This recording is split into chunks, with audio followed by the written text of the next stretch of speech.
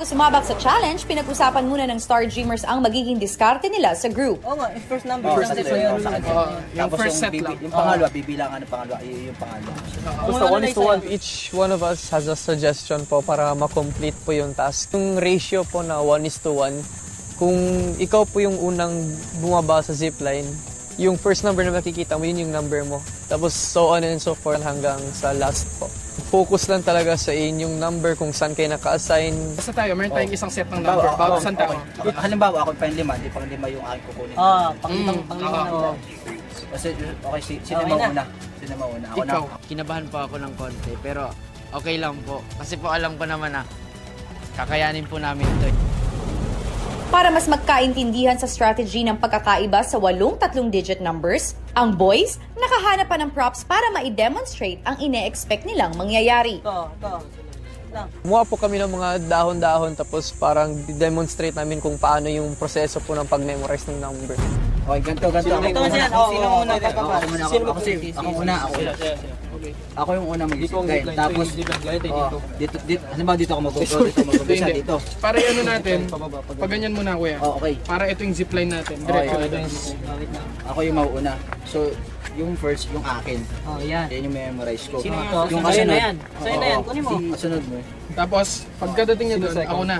Yan. Kunin ko. Siyempre hindi matatanggal yan. Pero bibilangin mo. Ito yung kakabisaduhin mo. Yung number dyan ha. Hindi, kaya nga. Wag na kunin siguro. Kaya nga. Basta wala kang ibang isipin kung yung number mo lang. Basta para sure guys, lockdown na agad. Lockdown lang.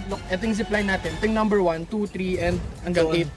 Siguraduhin nyo lang na yung tapat nyo na bilang nyo ha. Si Batit, tsaka si Alfred, sila po ang parang naging leader.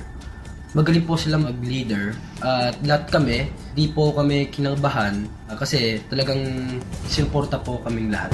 Yung first part ng aming challenge ay magkakagrupo. So yun, sobrang masaya yun at saka nakaka-relieve para sa akin kasi makikilala namin yung isa't isa at saka yung kakayahan ng bawat isa. Samantala, sa gitna ng diskusyon, si Shoy Chi may tinanong sa mga kasama.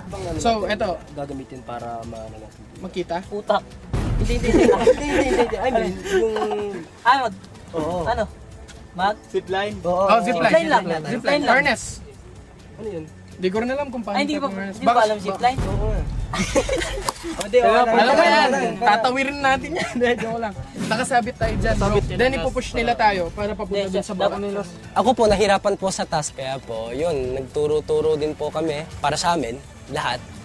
Kanabahan kami kay Sho, parang hindi niya na medyo nagegets yung sinasabi namin, yung gagawin. First time niya kasing mag-zipline, kaya parang kinakabahan din siya. Pero pinagaan namin loob. Isipin nyo na yung sisigaw nyo kasi bawal magmura. Last time ko nag-zipline, nakapagmura ako. Own your, ano yun? Mind your own. Mind your own number. Mind your mind. Mind your own number. Mind your number. Yan. Kaya? Okay. Game. 8. 1, 2, 3. 8!